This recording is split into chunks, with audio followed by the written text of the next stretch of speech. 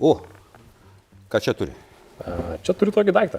Labas, Arnoldai, čia Luko balso sinetezija. Jį gali pasakyti tai, ką parašys jie programoje. Pavyzdžiui, pakopa po pakopos, pakopa po pakopos, pakopa po pakopos, mes kopime aukštyn. Parašiau su klaidom. Čia tu kalbėjai? Čia aš kalbu, čia yra mano balso sintezės programa. Bet čia ne tu kalbėjai, čia įkalbėjo, kas parašyta, įkalbėjo tavo balsu. Taip. O kaip tu parašėjai atsikvėpimą, ten ir toksai... Programa pati nusprendė, kad reikia atsikvėpti pagal mane, pagal mano balsų pagal mano balsų įrašus. Čia iš tikrųjų yra man sukurta mano balsų sintezė, Lietuvoje tokių spėjų nelabai kas ir turi. Ta prasme, jeigu dabar kas nors norės apgauti kažką tai tavo balsu, tai tu būsi pagrindinis balsas, kuris dalyvaus šitame. tą jau dariau, jau šiek tiek bandžiau apgauti tiek savo tėvus, tiek draugus. Bet žinai, kad Jungtinėse valstijose tai jau vyksta. Žmonėms paskambina nepažįstamas žmogus ir sako, sveiki, jūsų anūkė arba anūkas pateko į avariją, partrenkė prokuroro šunį. Tuomet paleidžia vieną sakinį susintezuoto balso, kur sako, močiute, padėk man, reikia pinigų. Ir tuomet vėl sako sukčius, kad perveskit mums bitcoin arba bus blogai. Tai vyksta. Aš atsimenu, kad Lietuvoje tai vyko prieš daug metų be jokio anūko balso sintezės ir vis tiek visi tikėjo. Tiesa, sukčiams neapsimoka kartais gal taip stengtis. Aš tai darau dėl eksperimento. Man yra labai įdomu išbandyti šitą naują technologiją ir ką su ją galima nuveikti. Ir labai keista save girdėti iš šalies. Buvo didelis ir storas, vabalų valdovas voras. Viso miško vabalai jį vadino tabalai. Ar gražiuoju, ar apgaulę, jis ketino vesti saulę su voratinklio gija ant šakos pririštyje. Arba tai galiu naudoti, pavyzdžiui, savo laidos vedimui. Ir tai gali kažkas kitas naudoti tavo laidos vedimui, tu apie tai nepamastei, susikūrė šitą modelį? Ne, nes tai yra, reikėjo mano balso, aš turėjau nemažai įrašyti savo balso pavyzdžių, sėdėti studijoje ir skaityti teksto ir tada galiu vesti savo laidą su šitu balsu. Sveiki klausytojai, čia laida Du bitai, kurie kaip ir kiekvieną savaitę apžvelgsime svarbiausią. Aš supratau, jisai nebeteina į studiją ir nebeveda, jo kolega sėdi ir susiveda tekstą už jį antrą ir jisai pakalba jisai tavo balsu. Jokios jokiais, bet gal ateityje taip atrodys radio laidos ir galbūt ateityje bus galima kurti taip savo radio laidą arba, pavyzdžiui, įsivaizduoju tokį modelį panaudojant klientų aptarnavime, kai skambini restoranui ar kirpyklai ir kalbėsi su robotu, taupai visų laiką. Arba ties pasakius, mano botas paskambina kirpyklos botui ir jie susitarė, nereikia net kalbėtis. Kaip jis praktiškai gali padėti Lietuvai? Ar tai jau reiškia, kad mes galėsime turėti, pavyzdžiui, nežinau, Android Auto, kurį valdysim lietuviškai ir turėsim susikalbėjimą? Ar galėsim pagaliau balsu kalbėti lietuviškai ir telefonas vers pokalbį kitoje pusėje, ten kita kalba ir taip toliau? Nes balso modulis Lietuvoje vis dar yra labai...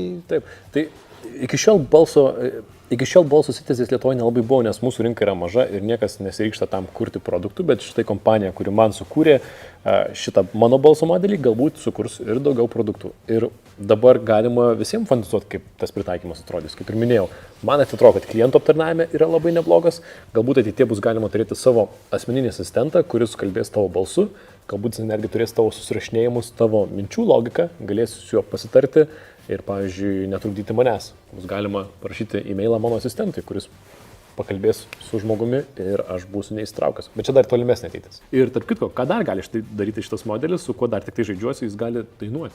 Aš galiu įdėti savo balsą į žinomo politiko balsą, pavyzdžiui. Brangus Lietuvos žmonės.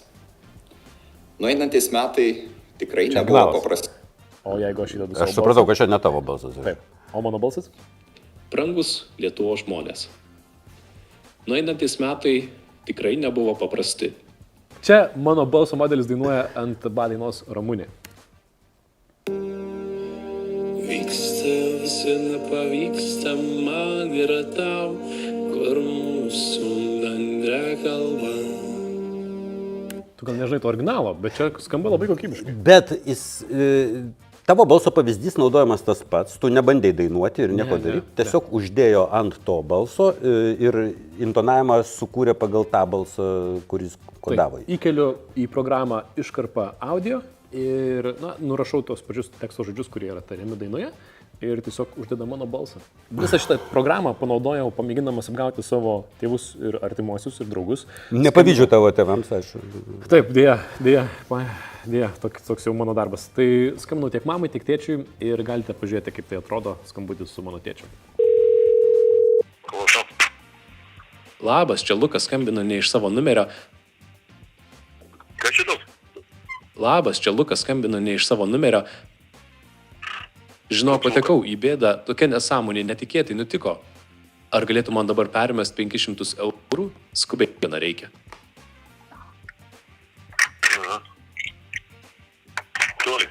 Dabar reikia dabar reikia tikrai labai.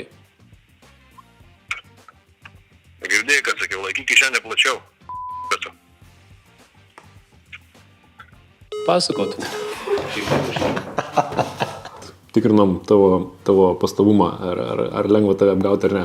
Tai labai gerai pasirodai. Nu, tai aš dabar norėjau tau paskambinti. Žiauriai, panašus balsas į tavo. Žiauriai. A ne? Jo. Aфигенный panašus balsas, žinau. Ir ta intonacija viskas. Panašus ir net tarimas, va tas toksai, kai tu tari per laidas, žinai, taip, pabrėžtinai. Nu, tai čia labai gerai pastebėjai, nes čia apmokyta ir ant mano laidų įrašų, tai žinai, jisai labai diktoriškas.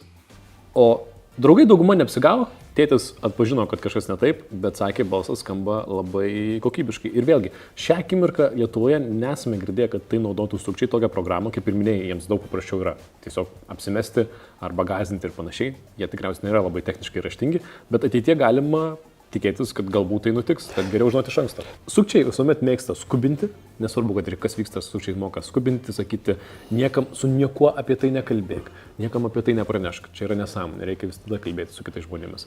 Tai sukčiai daro taip ir manau, kad ilgą laiką jiems dar tikrai neapsimokės užsimti tokiais technologiškai pažangiais apgaulės būdais.